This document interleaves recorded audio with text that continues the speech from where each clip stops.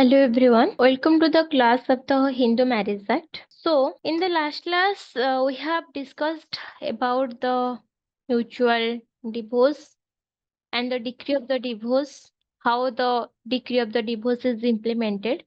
In all these things, we have already discussed in details in the last class. Okay.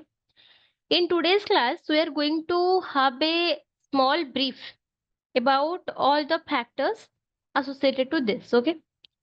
That means we are going to have a small brief about the whole act as per se, like because in today's class we are going to discuss all the major important provisions of the Hindu Marriage Act, and in the next class we are going to complete this Hindu Marriage Act itself. Okay, so before proceeding to the brief summary of the Hindu Marriage Act, let me ask you one thing. So we have already know there is the provision of the marriage in our law that is called the Specific Marriage Act. Do you know that Specific Marriage Act is not only applicable for the Hindus or not only applicable for the Muslims or Christians. Specific Marriage Act is applicable for the all the religions. Like it might be the intercaste marriage, it might be the marriage between the Hindus, the marriage between the Christians, the marriage between the Sikhs, or the marriage between the Jains, or the marriage between Hindu and Muslim, Sikh and Jain, or any religion people there. This kind of the marriage is allowed and accepted under the Specific Marriage Act itself. Okay. So this is what we know already. This was just the information I want to give you, that when we're talking about the Specific Marriage Act, just have a note on this, that Specific Marriage Act is not restricted to any specific religion. It is applicable for all kinds of the marriage. It might be the intercaste marriage, it might be the inter-religion marriage, or whatever it is. The Specific Marriage Act is applicable to all the people itself. Okay. So this is what we have already discussed in the latest class. Okay. So today we are going to have we are going to read two more new sections, and we are going to have the small brief about the all the points we have discussed in the latest classes itself. Okay, so let's start from section 1 itself. Okay, in the section 1, that is the short title and extent, we know that this Hindu Marriage Act is is applicable to the all over the India, including the state of the Jammu and Kashmir. Okay, so when there was the applicability of Article 370 upon the state of the Jammu and Kashmir, at that time it was not applicable to the state of Jammu and Kashmir before.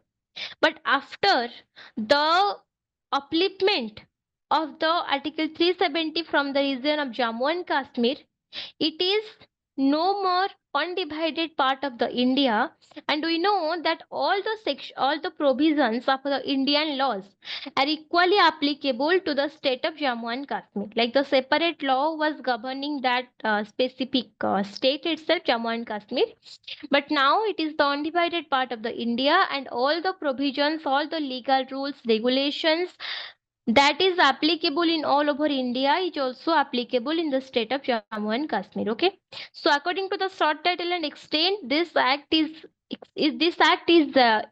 implicable, or this act is implied or extended to the whole of India, including the state of the Jammu and Kashmir. Okay, तो ये हो गया आपका section 1. Coming to the second, the point number 2, the section 2, it speaks about the application of the act upon which community. Okay. Under this, I have explained you already that when we are talking about the Hindus, okay, this is only applicable to Hindus only, not to any other people. It is not applicable to Christians, not applicable to Muslims, not applicable to people from any religion. It is only applicable to the Hindus and the Hindu community. And who are the persons who comes under the Hindu community? The first one is the Birastava, Lingayata, Brahmo Samaj, Prarthana Samaj, Arya Samaj. The followers of the people who are from the Brahmo Samaj, who are from the Arya Samaj, who are from the Prarthana Samaj, or the person who is considered as the Virasaiva or the Lingayat, they are also considered as the Hindus. The next thing we have understood that the person might be a Buddhist, Jain, Sikh by the religion. Okay. The person might be a Buddhist, might be a Jain, might be a Sikh. That person is considered as the Hindu. Okay. Even if the Sikh they pray the Guru Nanak. Okay. And the Jains they pray the God Jain. And the Buddhists, they consider Bhagavan Buddha as their god, but all of them considered as the Hindus only because their culture, their traditions, their followings, all these is based on the Hindu act only. All this is based on the Hindu religion, and that is why they are the part of the Hindus. Okay. Okay. The point number C, like the clause 1, clause C, it speaks about the person who is not considered as the Hindu. जैसे कि as I told you, it might be the Muslim, it might be the Christian, it might be the Parsi, it might be the Jew by religion. These persons are not considered as the Hindus itself. And this act is only applicable to the Hindus all over the India. This is what we have discussed in the latest classes. Then the next point, the person might be the Hindus, Buddhist, Jain, or Sikh by the religion. Then how we can talk that a person is actually Hindu? Or what is the identity of the Hindu? What makes a person Hindu? Okay, what is the logic behind this? Let's understand this. So, as we understood, any child, it might be the legitimate child or illegitimate child, whose parents are Hindus, Buddhists, Jains, or Sikhs by religion, or whose one of the parent is by religion Hindu. Okay, either father or mother. And the third point is the person is converted or reconverted to Hindu, Muslim, Sikh, Jain, or this religion. Okay, so Hinduism is acquired in two ways. Okay, the first thing is by birth, and the second thing is by religion, by conversion. Okay, so when we're talking about the being a Hindu by birth means you have been brought up as a Hindu, you have take the birth as a Hindu. Your parents are Hindu. Your society is based on the Hindu culture. You have grown up upon that community, that is called the born and brought up as the Hindu. The second thing, by conversion or reconversion Hindu. For example, you were a Muslim before, but then you like the Hindu religion, then आपको मन किया कि नहीं, I should convert my religion to Hinduism. Then you converted yourself as a Hindu. Then also you will be considered as a Hindu person. Dusra, what do you mean by the reconversion? Reconversion means, for example, at first you were a Christian, then you converted to Hindu. Okay, then you will be considered as a Hindu. ये तो गया आपका first case. मान लो you were a Hindu from beginning, आप पहले से एक हिंदू थे, but what happened that during the process of the conversion आप Christian बन गए थे. Okay, you became the Christian up by the conversion. But after being Christian, you realize that नहीं, मुझे तो अब हिंदू बन जाना चाहिए था, मुझे क्रिश्चियन बन के रहना पसंद नहीं है. So what did you do? You again reconverted you to your original religion. आप पहले से क्या थे? हिंदू थे. उसके बाद आप क्या बने? क्रिश्चियन बन गए बाय द कन्वर्सन. उसके बाद आप फिर से करवाए आपका रिकन्वर्सन एंड आप फिर से बन गए Hindu. Then also you will be considered as a Hindu itself. Okay, समझ में आ गया? So ये हो गया आपका section 2. Under the Hindu marriage act, जिसके अंडर हमने ये डिस्कस किया कि who will be considered as the Hindus. The first is about the Sikh, Jain, Buddhist, or the persons from the Brahma Samaj, Arya Samaj, Prathana Samaj, Bira Saiva, Lingayat. All these persons are considered as the part of the Hindu community itself. Okay, so they will be considered as Hindu person only. Clear? Then coming to the next part. Okay, under section 3, it is we are talking about the customs and usages. Okay, and we are talking that what do we mean by the half blood, and who is considered as the legitimate legal heirs. Okay, and the section 4, it speaks about the overriding effect of the act. And yes, this is the most important section of the Hindu Marriage Act, that is section 5, जो कि हम हर एक section में ये section को कहीं ना कहीं लिंक करते हैं. ओके, जैसे कि हमने पहले भी जब हिंदू मैरिज एक्ट मैंने आपको पढ़ाया था, तब आप लोगों ने ये चीज देखा होगा कि मैं बहुत बार in many of the section से सेक्शन 5 के बारे में बहुत बार मेंशन किया हूँ. Why this is? Because this is the most important section, जो कि आपका एग्जाम्स के पॉइंट ऑफ व्यू पे अगर आप देख रहे हो तो एग्जाम पे भी आ जाता है. जैसे कि आपका नेट एग्जाम हो गया, आपका जुडिशियरी एग्जाम हो गया, हर एक एग्जाम पे this section is important. That is the conditions of a valid Hindu marriage. एक वैलिड हिंदू मैरिज के लिए क्या क्या कंडीशंस रहना बहुत जरूरी है, that is the most important question according to the exam point of view, है ना. So now you tell me what is the conditions for a valid Hindu marriage. Okay, just 1 second. Okay, so yes, we are talking about the conditions of the Hindu marriage. So what are the conditions of the Hindu marriage? The first condition about the Hindu marriage, we have discussed that neither party has a spouse living at the time of the marriage. That is the most important thing ever. We have explained that when we are talking about a successful or a valid Hindu marriage, we must be careful that at the time of the marriage, there should not be the presence of any party alive. Just like you are, for example, there is a person who is already married or who is already having a wife. If the person is marrying again to another person, then is the marriage is called as a valid marriage?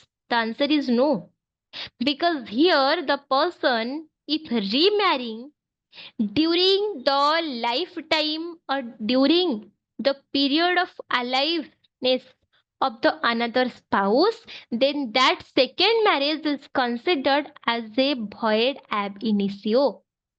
Second marriage को marriage as per the legal terms and conditions, it is not considered as a marriage itself.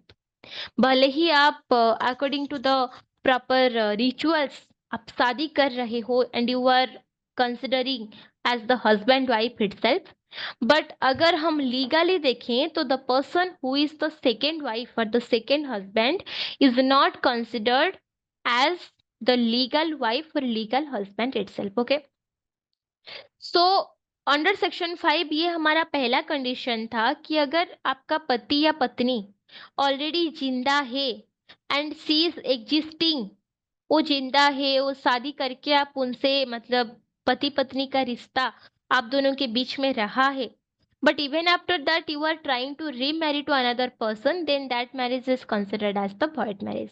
Okay, तो शादी के time आपका दूसरा कोई spouse जिंदा नहीं रहनी चाहिए, या फिर आप आइदर आप सिंगल हो, कभी भी शादी नहीं किए हो. दूसरा कंडीशन है इधर आप अगर शादी किए भी हो देन आपका डिवोर्स हो गया है, या फिर आपका पति या पत्नी उनका मौत हो गया है. ये 3 कंडीशन पे ही आप दूसरी शादी कर सकते हैं, या आप पहला शादी अगर चाहो तो कर सकते हैं, है ना. दूसरा कंडीशन हमने क्या पढ़ा था कि eight the time of the marriage neither party is incapable of giving a valid consent in consequence of the unsoundness of the mind, जो कि हमने पढ़ा था कि अगर any party to the marriage is incapable of giving a valid consent to the marriage. Okay, अगर किसी ने भी शादी कर रहे हैं ना, तो उनको अपनी शादी के लिए एक वैलिड कंसेंट देने का बहुत जरूरत है। अगर मैं किसी से शादी कर रही हूँ तो this is mandatory, this is necessary कि शादी के लिए मेरा हाँ है, मेरा कंसेंट है शादी के लिए, तभी शादी को वैलिड माना जाएगा। बट अगर मैं अपना कंसेंट शादी के लिए नहीं दे रही हूँ, then is the marriage is considered as the void marriage, valid marriage? The answer is no. The marriage without the consent of the parties is not considered as a valid marriage. Okay. The next point, though capable of giving a valid consent, has been suffering from mental disorder of such a kind or to such an extent as to be unfit for marriage and the procreation of the children. Okay. So what does it mean? It means though capable of giving a valid consent, they has been suffering from mental disorder of such a kind or to such an extent as to be unfit for the marriage or the procreation of the children. Okay. So यहाँ पे क्या बोल रहा है? Like at here the what the point exactly specifies that even if the parties are capable of giving a valid consent to the marriage, then the parties are suffering from such a mental disorder that they are unfit for the marriage or the procreation of the children. Even if party ने हाँ कर भी दिया कि हाँ हम शादी करने के लिए तैयार हैं, but due to their mental disability, due to their mental unconsciousness, they are unable to balance a married life. Because सिर्फ शादी करना is not the goal of the marriage. Because शादी के बाद there are a lot of responsibilities need to be handled. Like बच्चों का ख्याल रखना, क्या फैमिली बढ़ाना, अपने पत्नी का ख्याल रखना, there are a lot of responsibilities are associated with the marriage. So if you feel that the parties are just incapable of continuing the family, continuing the marriage, continuing the responsibilities of the marriage, then this is the party is not fit for the marriage, then the marriage is not considered as the valid marriage. Okay. The third point was that the person has been subject to recurrent attacks of insanity. Recurrent attacks means उनको कभी कभी जो दौरा पड़ना बोलते हैं ना, recurrent attack, sudden attack आना, अटैक ऑफ द इंसैनिटी, वो सडन उनको इंसैनिटी या पागलपन का दौरा पड़ता है और उसी के बीच में वो कुछ भी कर लेते हैं, किसी को मार लेते हैं, किसी को पीट लेते हैं, घर से भाग जाते हैं, उनको समझ नहीं आता कि वो क्या कर रहे हैं. So in that condition is the person is mentally fit to be get married? The answer is no. So ये हो गया आपका सेक्शन 5 का clause I and clause double. तो सबसेक्शन 5 का subsection 1 and subsection 2. Okay. Then comes the subsection 3, which speaks that the bridegroom has completed the age of the 21 and 18 years itself. The first thing what did you understand? The first is शादी के time अपना पति या पत्नी दूसरा कोई भी नहीं रहना चाहिए. There should be no spouse alive at the time of the marriage. The first point. The second point, शादी के लिए कंसेंट देना बहुत जरूरी होता है.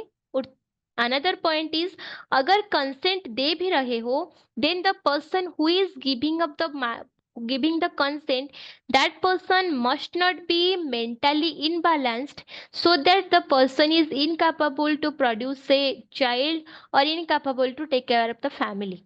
So if it is the situation of the unsound mind, then the marriage is not considered as the valid Hindu marriage, and this is not a proper condition for the Hindu marriage. The third point, what did you understand? The bridegroom must need to be completed as the 18 of 21 years and the 18 years. लड़का का उम्र 21 साल होना चाहिए, लड़की का उम्र 18 साल होना चाहिए. पहला condition, spouse should not be living at the timing of the marriage. Second condition, दिमागी हालात सही होना चाहिए. फैमिली सही तरीके से संभाल पाएगा, इतना भरोसा होना चाहिए, एंड शादी के लिए कंसेंट रहना चाहिए। तीसरा पॉइंट, लड़का का उम्र 21 साल से ज्यादा होना चाहिए, लड़की का उम्र 18 साल से ज्यादा होना चाहिए। Minimum 21 years and 18 years for the barriers of the marriage. Number 4, चौथा पॉइंट क्या है?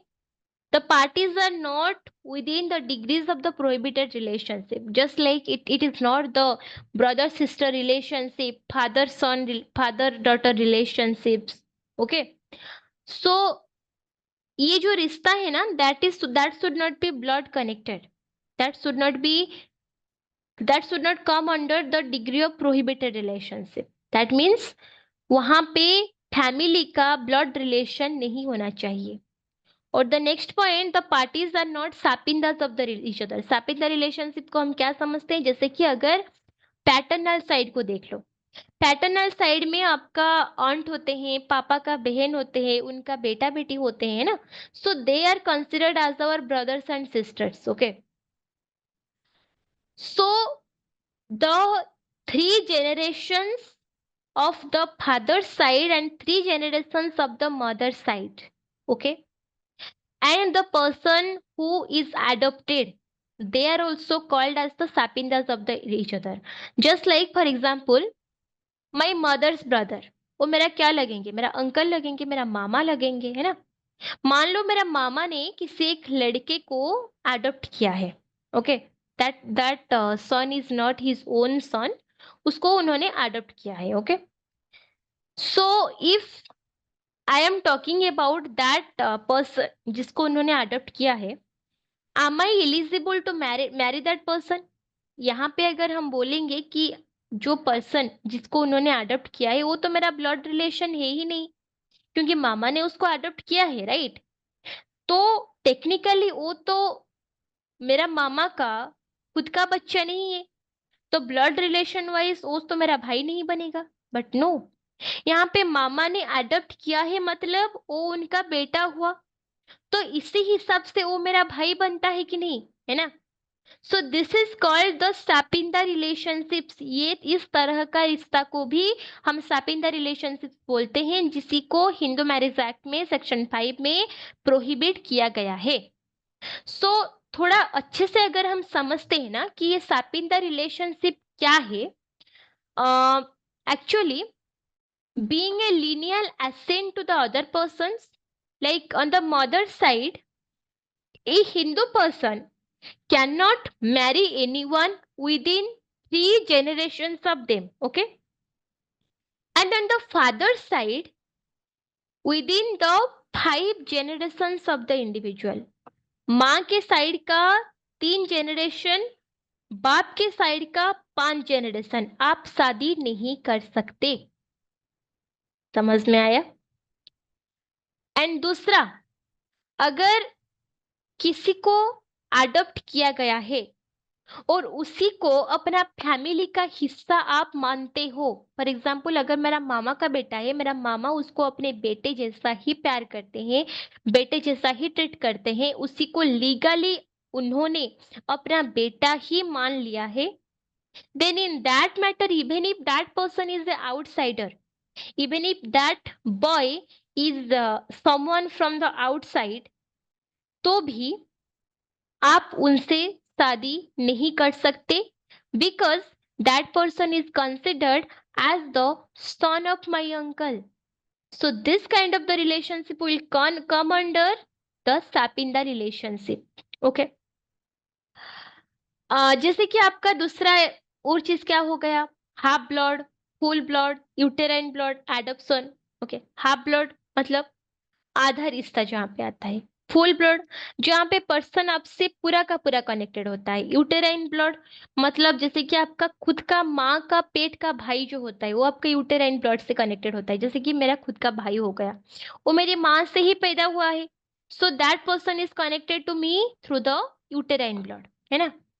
सो this kind of the relationships and adoption also, अगर मेरी मम्मी पापा ने किसी एक दूसरे लड़के को बाहर से अडॉप्ट करते हैं legally, even if that person is not my blood relative, that person is considered as my brother itself and मैं उससे शादी नहीं कर सकती. And this kind of the relationship is called as the sapinda relationship of each other. Okay. And under the Hindu Marriage Act, this sapinda relationship is prohibited. ये हो गया आपका सेक्शन 5. ओके, तो समझ में आ गया सेक्शन 5. पहला क्या हुआ? स्पाउस दूसरा नहीं रहनी चाहिए. सेकेंड पॉइंट, मेंटली इलिजिबल होना चाहिए. शादी के लिए कंसेंट रहना बहुत जरूरी है. एंड जो भी कंसेंट आप दे रहे हो, you need to make sure that you are capable to balance a family, you are capable to balance your children as well. Point number 3, उनको बीच बीच में इंसानिटी का अटैक नहीं आना चाहिए. That person should be mentally fit and fine for the marriage. The third point is, लड़का का उम्र जो है वो 21 साल होना चाहिए एंड लड़की का उम्र मिनिमम 18 साल होना जरूरी है. चौथा पॉइंट ये है, they should not be in between the prohibited relationship. जो दो लोग शादी कर रहे हैं ना, they should not be connected through the bond of the prohibited relationship. Okay, prohibited relationship मतलब मेरा अपना, for example father daughter relationship, son daughter relationship, और द भाई भाई बहन relationship. This should not be exist over there. And the last point, as I told you, the persons, the parties are not sapindas of the each other. That means, sapinda means जैसे कि मैंने बोला, they should not be connected to the half blood, full blood और adoption. अगर मेरे relative में किसी ने भी किसी को अडॉप्ट किया है and that person is the adopted member of my family, even if the person is not my blood relative, that person is considered as the sapinda of mine. Uterine blood मतलब खुद का भाई बहन, अपनी माँ का पेट का बच्चा. हाफ ब्लड जो मदर का साइड से कनेक्टेड है, फुल ब्लड जो फादर का साइड से कनेक्टेड है ना. तो ये सारे लोग जो आते हैं ना, they come under the sapinda relationship. And sapinda relationship के अंडर अगर कोई आता है तो आप उससे शादी नहीं कर सकते हैं. हो गया बात. Then section 7, it speaks about the ceremonies of the Hindu marriage. तो यहाँ पे आपका ये बोलता है कि अगर आप किसी भी शादी कर रहे हो ना हिंदू मैरिज एक्ट के हिसाब से, तो वहां पे आपका जो जो मतलब हिंदू का जो सेरेमोनी होता है वो फॉलो करना जरूरी होता है. जैसे कि आपका सप्तपदी हो गया एंड द पानी ग्रहण हो गया, ये सारी चीजें को फॉलो करना जरूरी होता है. लड़का लड़की 7 स्टेप्स, जो आग को साखी रख के 7 फेरे लेना, these things need to be this जो rituals, the proper marriage rituals need to be followed for the valid Hindu marriage. Okay, ये हो गया आपका. देन आपका आता है section 8, registration of the Hindu marriage. Okay, यहाँ पे शॉर्ट में बता रही हूँ, इतना इंपॉर्टेंट नहीं है, बट याद कर लीजिएगा, काम पे आएगा. एग्जाम्स में कभी कभी शॉर्ट क्वेश्चन पे भी आता है कि हिंदू मैरिज एक्ट के हिसाब से क्या मैरिज को लीगली रजिस्टर करना मैंडेटरी है. अगर एक पार्टी ने अपने मैरिज को रजिस्ट्री नहीं करवाए हैं, then is the marriage considered as the void marriage or the valid marriage? The answer is the marriage will be considered as the valid marriage even if the marriage is not registered. So शादी का registration करवाना important है, no doubt, because this is the proof of the legal document कि हाँ मैंने शादी की है इस इंसान से. This is the strong proof of the marriage between the two parties. Okay, but even if the parties are not done the registration, अगर पार्टी को पता नहीं, जैसे कि आप देखिए, जैसे कि आपका ट्राइबल एरियाज का लोग होते हैं, रूरल एरियाज का लोग होते हैं, क्या हर कोई जाके कोर्ट में अपना मैरिज रजिस्टर करवाता है? द आंसर इज नो, हर कोई अपना शादी रजिस्टर नहीं करवाता है. बट अगर शादी से पहले या शादी के वक्त आप जो जो रिचुअल फॉलो करना होता है, जैसे कि सप्तपदी, पानी ग्रहण, आग को साक रख के एक दूसरे के साथ घूमना, 7 फेरा लेना, तो अगर ये सारे रिचुअल्स आप लोगों ने फॉलो किया है, सब किसी का कंसेंट में आप लोगों ने शादी किया है, then that marriage will be considered as the valid Hindu marriage. Okay. And registration of the Hindu marriage, yes, it is mandatory and it is important as the proof of the legal documentation of the marriage. But yes, if it is absent, अगर registration नहीं भी हुआ है, then also the marriage is not considered as the void marriage. तभी भी शादी को valid marriage माना जाएगा. हो गया? ये हो गया आपका सेक्शन 8. नेक्स्ट आता है section 9 which speaks about the restitution of the conjugal rights. ये क्या होता है? जैसे कि मैंने आपको समझाया था, अगर मैं और मेरा पति, मान लो we got married in the year of 2021, okay, 2021 में हमारी शादी हुई थी. 2022 तक हम लोगों ने साथ रहा. 2022 के बाद मेरा पति का मन बदल गया. उन्होंने मैं बाहर जा रहा हूँ किसी काम से बोल के मेरे को छोड़ के कहाँ पे चले गए. 2022 से 2023, 2024 2 साल हो गया है. उनका कोई आता पता नहीं मिल रहा है. वो कहाँ पे है मेरे को पता नहीं. मैं उनको कितना भी ढूंढने को कोशिश कर रही हूँ, मेरे को नहीं मिल रहा है. तो अगर ऐसा सिचुएशन हो रहा है जहाँ पे एक पार्टनर दूसरे पार्टनर को बिना कुछ बताए कहीं पे चला जाता है, गायब हो जाता है, उसका कोई आता पता नहीं मिलता है, then in that circumstances the another spouse can file for the restitution of the conjugal rights. That means my right to stay with my partner, that is called the conjugal rights, to conjugate together, to stay together because I am the wife. और अगर कोई पत्नी अपने पति को छोड़ के चला जाता है तो वो इंसान उसका पति हुआ, राइट? द हस्बैंड और the wife, whoever is the spouse में भी, उनका पूरा हक बनता है अपने पार्टनर के साथ साथ रहने के लिए. क्योंकि शादी अलग अलग रहने के लिए नहीं, साथ में रहने के लिए ही करते हैं. बट अगर शादी के बाद अपना स्पाउस आपको छोड़ के कहीं पे भाग जाता है, कहीं पे चला जाता है, बिना बताए गायब हो जाता है, then in that circumstances you can file the restitution of the conjugal rights at the court of law. जहां पे कोर्ट का ये रिस्पॉन्सिबिलिटी रहेगा that court will look into the matter and court will do the proper investigation that where is the partner is actually staying. And अगर court को पता चलता है कि आपका पार्टनर कहाँ पे रह रहा है, then a legal notice to be issued to your spouse, and court यहाँ पे ऑर्डर देगा कि आपका जो अनदर स्पाउस है, आपका पति या आपका पत्नी जो है, आप उनको छोड़ के 2 साल हो गया, 1 साल हो गया, 6 महीना हो गया, उनसे आप अलग रह रहे हो. So you have to come back and you have to stay with your partner. The court will order the another spouse to come back and stay with the partner. So यहाँ पे conjugal rights, the right to stay together, to restore that specific right, the right is implemented and that is called the restitution of the conjugal right under section 9 of the Hindu Marriage Act. Okay. The next point we are talking about the judicial separation. Remember that judicial separation is the order by the judiciary, by the court of law, that the parties can stay separate from each other. Where this is the circumstances that the husband and wife, they are unable to stay with each other, and the husband and wife, they are not happy with each other. The marital life is not going good and they want to stay separate with each other.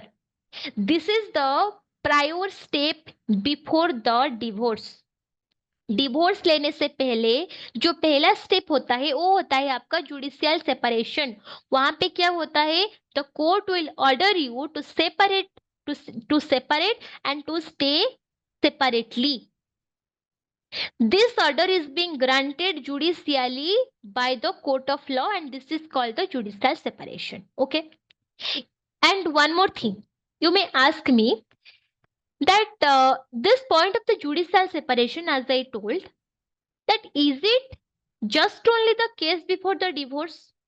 अगर मैं अपने पति से divorce नहीं चाहती हूँ but मैं अपने पति के साथ भी रहना नहीं चाहती हूँ ड्यू टू सर्टन सर्कमस्टांसेस, वो हम बाद में डिस्कस करेंगे what can be the circumstances. then is it possible to apply for the judicial separation only? The answer is yes. आप कोर्ट को ये बोल सकते हो कि मैं अपने पति या पत्नी के साथ साथ रहना नहीं चाहती हूँ. For example, you are staying together, but due to the unsoundness of the mind of that specific person, you are suffering. उनका दिमागी हालत बिगड़ गया है, सो आप उनके साथ अब नहीं रह सकते. बट आप अपने पति को डिवोर्स भी देना नहीं चाहते हो. You want to be his wife, but you cannot stay with the person due to the unsoundness of the mind. So in that specific circumstances, you can apply for the judicial separation. And अगर court को सही लगता है that you should be granted the judicial separation, then yes, the court will grant the judicial separation and the court will allow the spouse, the husband and the wife to live separately. Got it? The next point we have talked about section 11, that was about the void marriage. Okay. And the void marriage is a kind of marriage in which the marriage is not considered as a marriage. That means the marriage is void ab initio. For example, and yes, under section 5, under clause 1, 4 and 5, in these circumstances, the marriage is considered as the void marriage. The first condition, if there is the living spouse at the time of the marriage, जैसे कि मैंने बताया था, अगर मेरा पहले से कोई पति या पत्नी है एंड मैं दूसरी शादी कर रही हूँ, that marriage is not considered as a valid marriage, that is considered as the void ab initio. आप जिससे भी दूसरी शादी कर रहे हो ना, that person is not considered as your legal husband और wife. Okay. And the point and the section 5, subsection 4 and 5, it speaks about the prohibited relationship, and subsection 5 speaks about the sap in the relationship. Okay. So when the parties are bounded with each other with the prohibited relationship or the sap in the relationship, in those cases also the marriage is considered as the void marriage. The first point, if any of the spouse is living at the time of the marriage. The second point, if the parties are in between the prohibited relationship of the marriage. And the last point, if the parties are sapping of each other. In these three circumstances, the marriage is considered as the void Hindu marriage and the marriage is not considered as valid anymore. Got it? The next point, it speaks about the voidable marriage. And under section 12, we are talking about the voidable marriage and then the divorce under section 30. So this we will discuss in the next class.